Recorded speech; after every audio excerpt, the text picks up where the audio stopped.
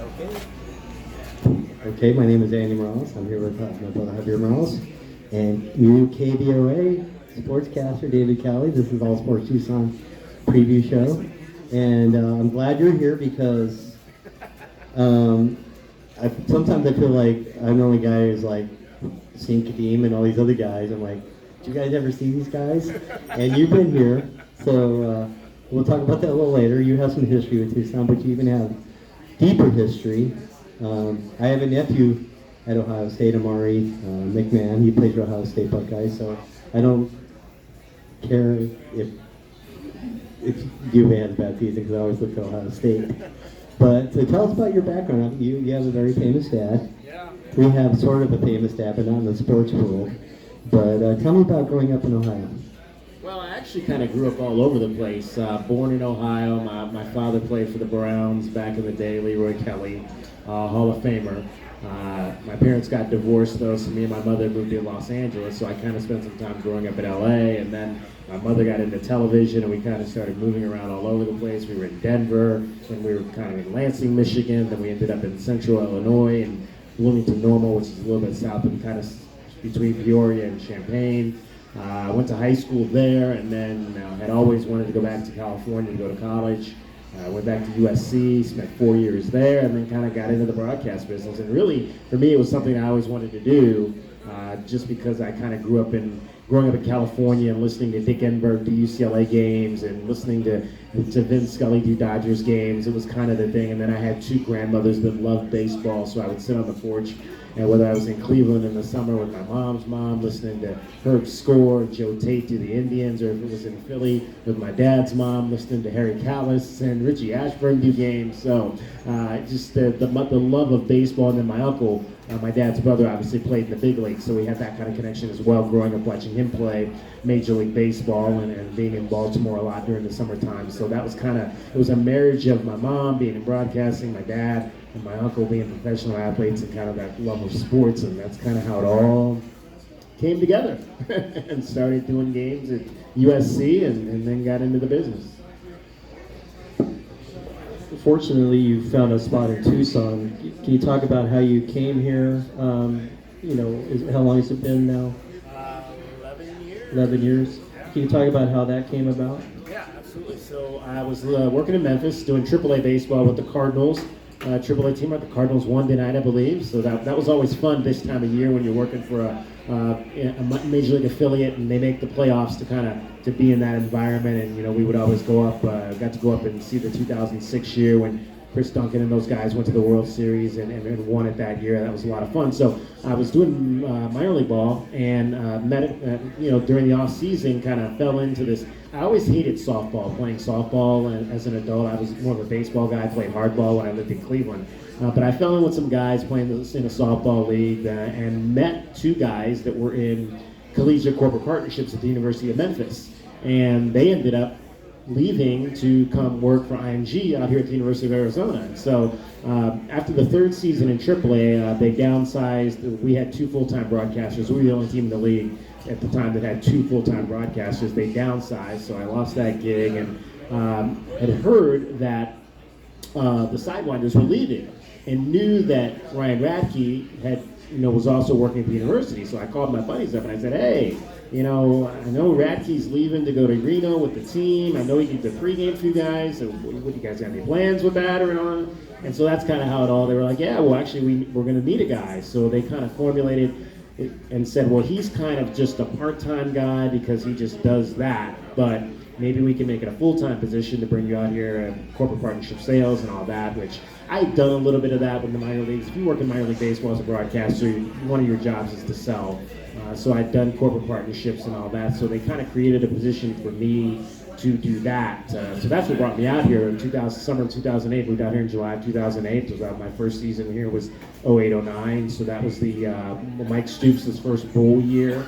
And then, a month after I get here, Lute retires, which was, obviously a major shock to all of us at the time of that. So it was a really interesting year to be here. And I'd had a relationship. Obviously, Russ Pennell took over the basketball program, and with kind of one of his lieutenants was Mike Dunlap. And Mike Dunlap had been an assistant coach at USC when I was in college as a basketball manager on George Raveling's staff. So I kind of knew Mike Dunlap from that perspective. So that there was a connection there already to the basketball program. So that's kind of how I got here. And so I did the corporate partnership thing, broadcasting, but I was a horrible seller. I mean, I couldn't sell these footballs if I tried to come out and sell these footballs. I mean, exactly. So I was a terrible salesperson, and I got here kind of at the beginning in 2008 where there was a recession and people were taking sports marketing out of their budgets, and I thought, oh, that'll be easy. I'll go to Tucson. Everybody loves U of A. I'll go sell that. It'll be easy. I'll make a $60,000, $70,000, $100,000, whatever. Yeah, no, everybody was taking marketing out of their budgets, and so it was hard for somebody that wasn't a very good salesperson. And so did that for 2 years. They pulled the plug on me. Like USC, I think, U of A started that year 7-1.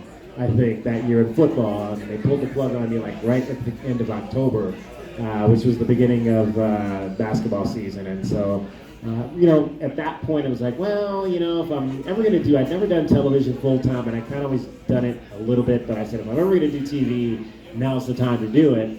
And I was lucky enough, so that was November, so I really didn't do much of anything. I actually went back and sold cars for a few months. Over here, Desert Toyota. Go to Desert Toyota if you need a Toyota. Great place, good people. I was at an Indians Diamondbacks game in Phoenix in June when I heard that, or actually July, or late June, when I heard that Vinny Vincetta was leaving Fox 11. And I said, oh, well, let me send my stuff over there. And Bob Richardson, who used to be a news anchor at Channel 4 back in the day, where I work now, was the managing editor over there, and he called me, and it literally all came together in about 10 days, and that was the start of what is now a 8+ year television career here in Tucson. Yeah, that was at one time, I think you, Paul Takala, and it just escaped me. Ashley Brewer. We had three USC, 3 separate stations. So, but you pretty much seen a lot of stuff that a lot of, I think Paul's been here the second longest? Damien's been here the longest. Damien, yes. Damien's been here the longest, and then I think I actually started maybe before Paul. I think Paul maybe came shortly after. I think he's been here 6 years, and then I think Jason over at Channel 9 came around 2012 after I'd actually, I think, started after the merger between Fox 11 and KVOA. So yeah, so it goes Damien, me, Jason, and then I think Paul. So I mean, you have 4 guys that have been in this market now for a good 6, 7+ years. There's something about Tucson that people just don't like to leave, even though they lose their jobs or they retire here. It's just crazy. But so Bijan Robinson, tell me where, I know you still feel you have feelings for Kadeem Carey, and that's great. So do I, because my kids went to school with him, and my kids went to CDO. They were softball and volleyball all-stars. A lot better at sports than I was. But can you tell me how you see the two? Well, I think for me, and I know you guys have probably heard this a lot, the term Tucson fast, because there's maybe not the kind of speed at the football level here, at the prep level, that maybe you have in Phoenix. And so, what's he really doing? How often does he really see good defenses that can corral him and stop him? I mean, you guys were at the game last weekend. I mean, he looked like he was just kind of jogging on some of those plays. I mean, he wasn't even really running full speed. Nothing against that. He really doesn't have to here in Tucson in some of those situations. But I mean, I never saw Kadeem play live, but I watched a lot. After I got into TV, I watched a lot of tape that was in the system of him from Fox 11 and KOLD, and it just seemed to me that he had a different burst. He had that, as soon as he hit that hole, he was gone. And I don't necessarily see that all the time from Bijan, and I don't know if it's because, I don't know necessarily, I've talked to a lot of people who don't believe that he has that, but I also don't know that he really has to show that here in Tucson. So that's why I think it's going to be interesting to watch him at the next level. I mean, I go back, I think about Kadeem in college, when he would just hit that hole and be gone. That running against Colorado at the stadium kind of comes to mind for me. And I mean, just that way, I think it was like right before he broke the record or whatever now, but he just hit that hole and he was gone. And I think that's what we are going to need to see from Bijan at some point this season when he gets into the playoffs and maybe, faces some stiffer competition, but definitely when he gets to the next level. Does he have that burst to hit the hole and go. And I have not seen that enough for me to rate him above Kadeem at this point. Yeah, you make a great point with Kadeem. Kadeem, there was no learning curve in college. It was like, oh, I'm already at this level. And I think if he would have stayed, he would have broken Pac-12 records instead of going early. But it's just interesting that we have two kids so close in our era. And you are talking about even the Phoenix speed, is that really Texas speed? Is that California speed? Right. I mean, it's a different level. Who would you say is the top athlete that you've covered since you've been in Tucson? It could be U of A, but who, not only the best talent, but just the best story, the best athlete that you've talked to in Tucson since you've been here 11 plus years? Oh my gosh. That's tough. There's been so many different interviews here. I'll just say, to kind of keep it on football, and I wrote an article about this a couple weeks ago. To me, the best football player I've seen in Tucson was Cam Denson. Cam just had that speed. I mean, he could just break apart a game as soon as he had the ball. So, I mean, football-wise, I think he's the best in that realm.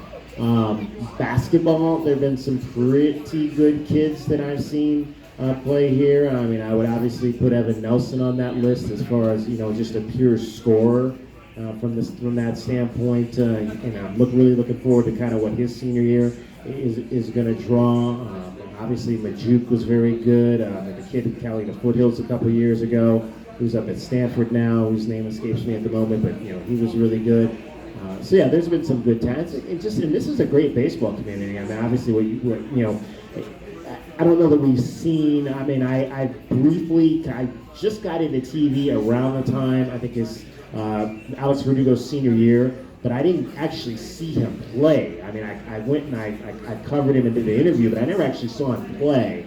So I don't know that I've seen some good baseball players, but I don't know if necessarily a kid that at this point that's going to be able to ascend to the next level, like he, I believe, is the last one to get out of here and reach the big leagues. But there's a lot of good. I mean, I did see the Gonzalez kid from CDO play, and I think he's got a shot to potentially be in that mix to get to the big leagues and obviously be drafted potentially first or second round in June and have a chance to be on that path. So I did a story on a young lady at CDO. She was a cross-country runner a few years ago who had kind of battled bulimia and come back and was one of the top runners in the state. So there's just been a lot of different stories that you do and you get out and you cover. I mean, just this past week, getting down and covering the three cousins down in Walden Grove.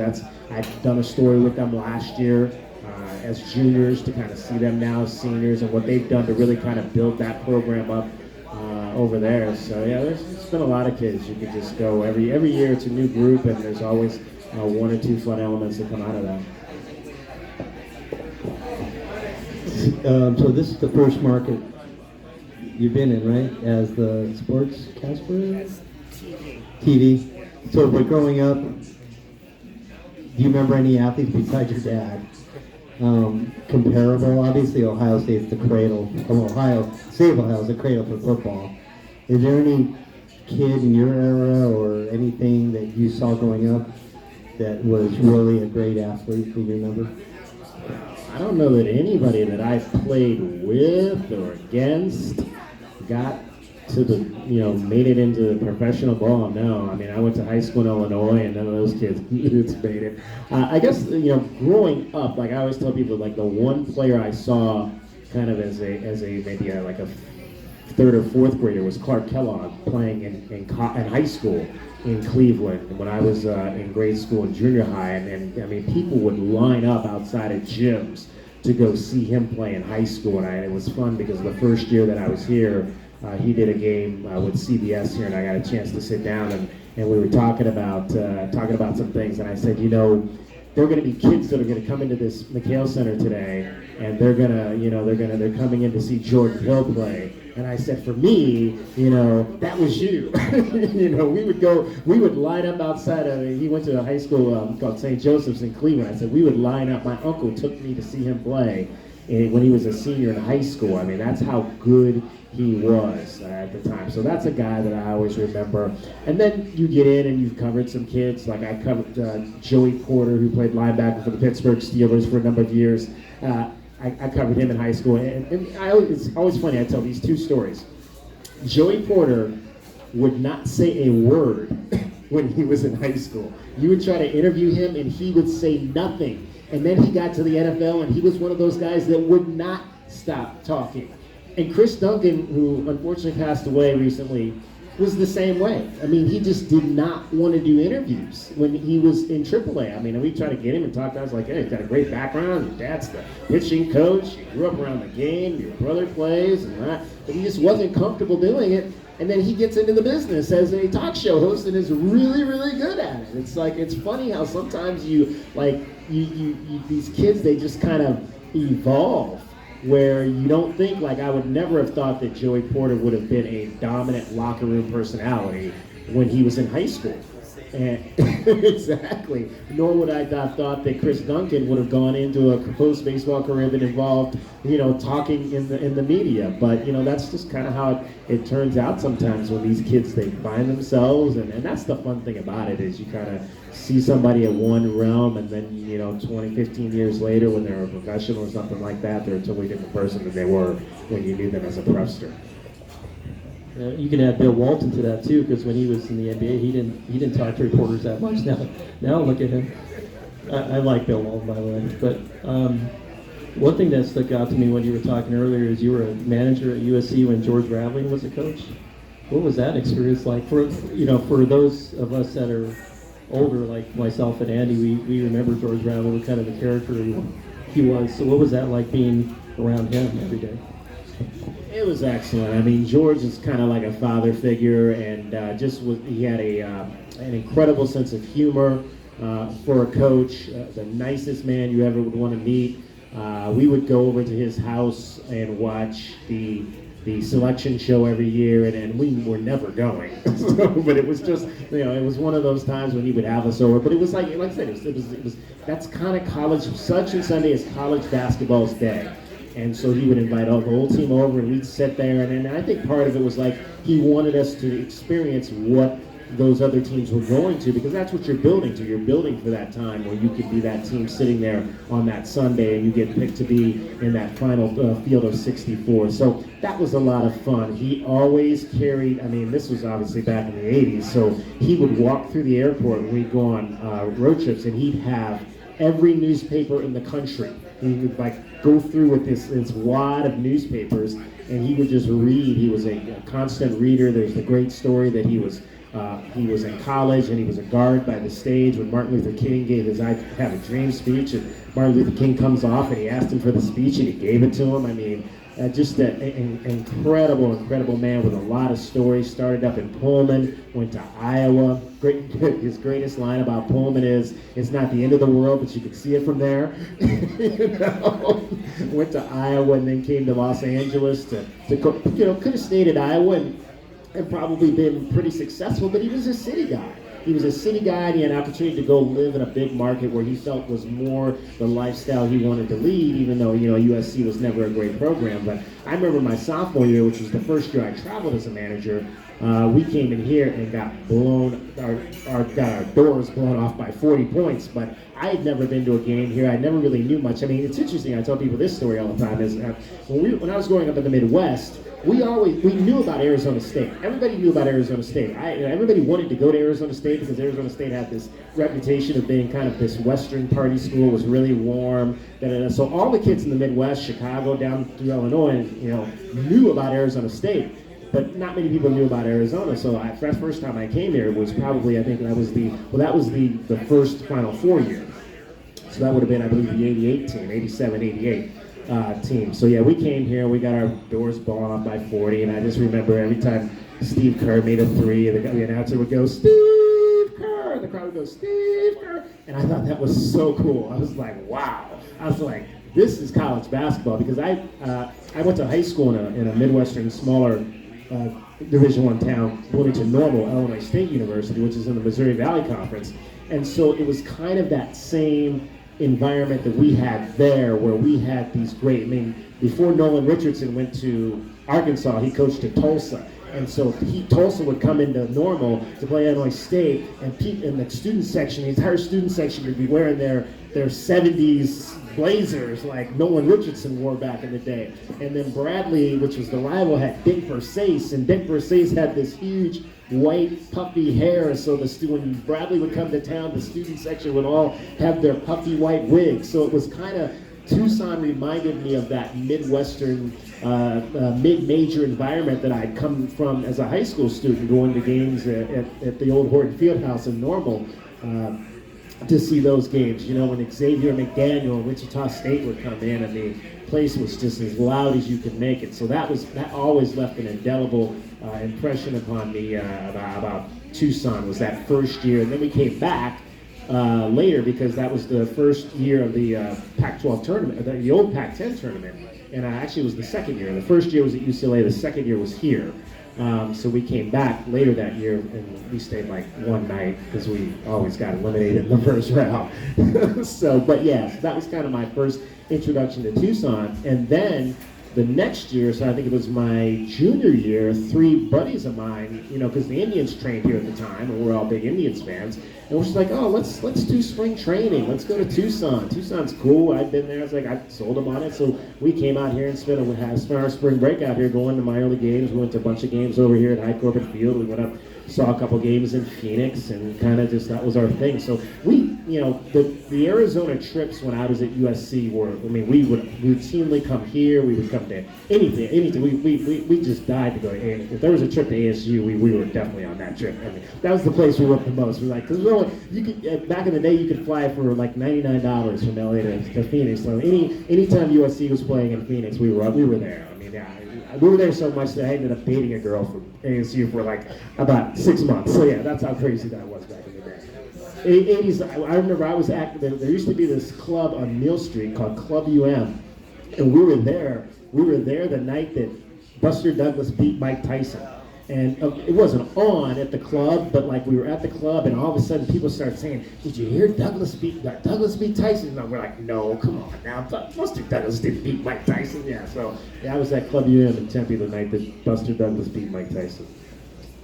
You brought up, you know, seeing Clark Kellogg as a kid. Now, one thing I've noticed from writing for so long is we used to go and watch Bob Elliott play. We had idols as kids, but now that you meet these guys and you're on first name basis, there's no more Starstruck. And I think working stories kind of kills that. And I've told Steve and Anthony, probably the only athlete that would feel that way would be if Carl Yastrzemski came in here, I'd probably be Starstruck. But no one else. Like, you know, if Tom Brady came in, I'd be like, oh, hey, that's Tom Brady. You know, do you still feel that? Is there still a Starstruck for you? Is there someone that you would get nervous if they came in, or you had an interview or anything like that? And I've interviewed a lot of people. I mean, I can remember the first time I interviewed Michael Jordan, and that was just kind of one of those things where he was at that point on the tail end of his career with the Wizards, but still, I mean, he had won the 6 championships at that point. So yeah, you're maybe a little bit nervous. I don't know if you're starstruck. You just, you want to ask a question, and you want it to be a smart question. You don't want him to, you want him to maybe think about it, maybe give a good answer, and not maybe just embarrass you or anything like that.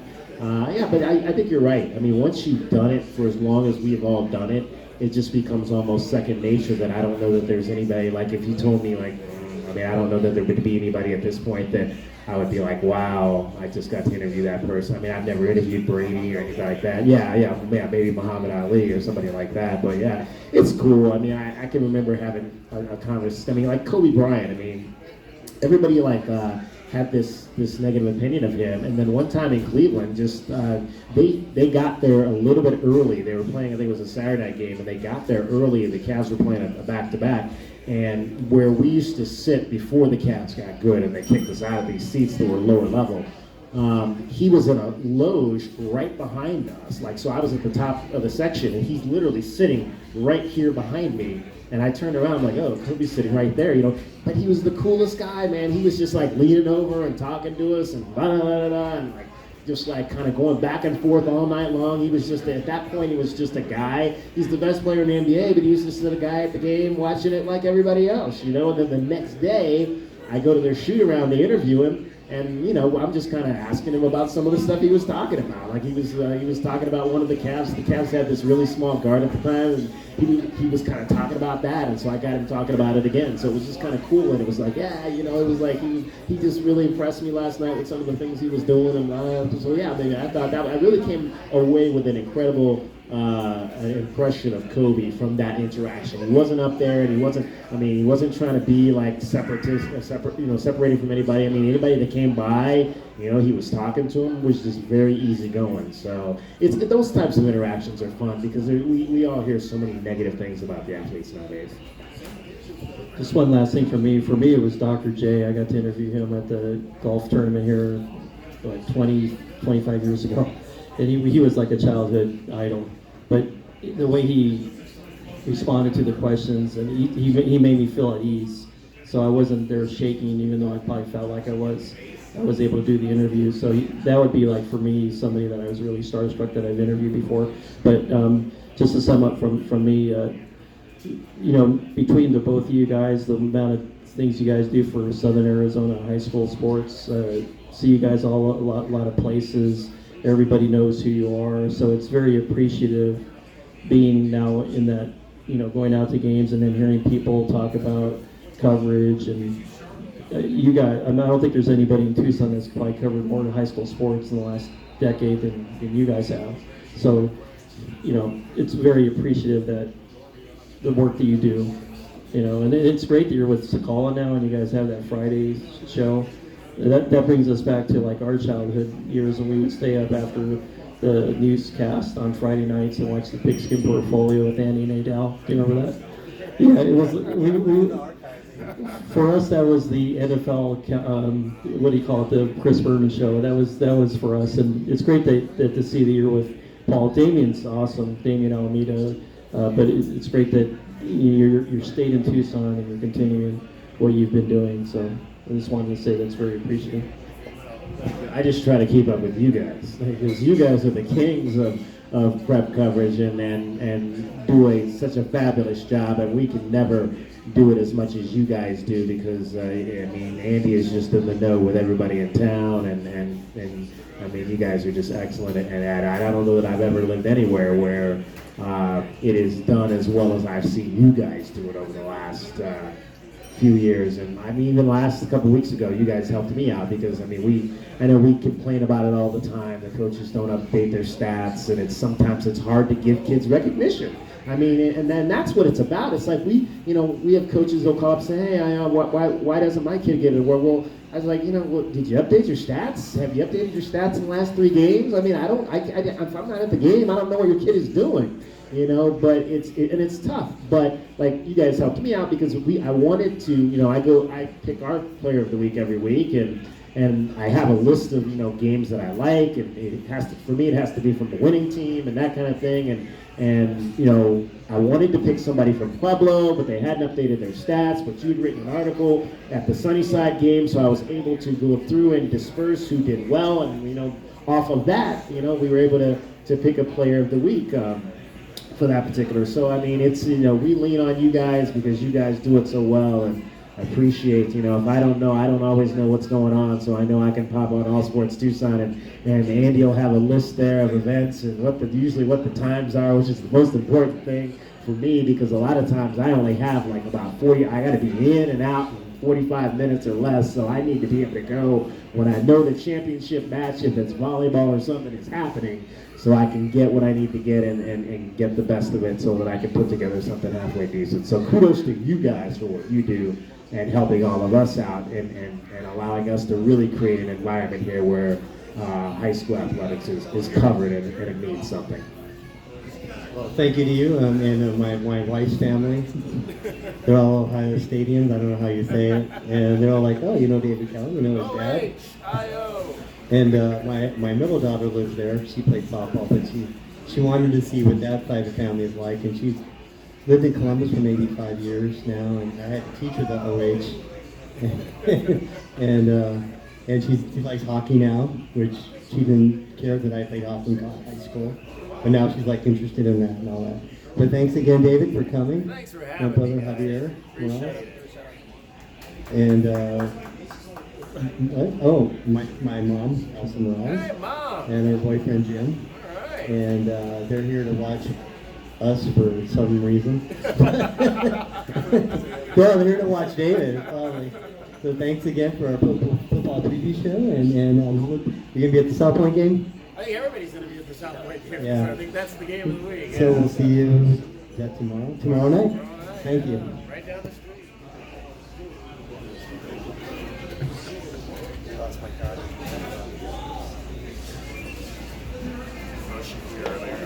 No, she usually doesn't give you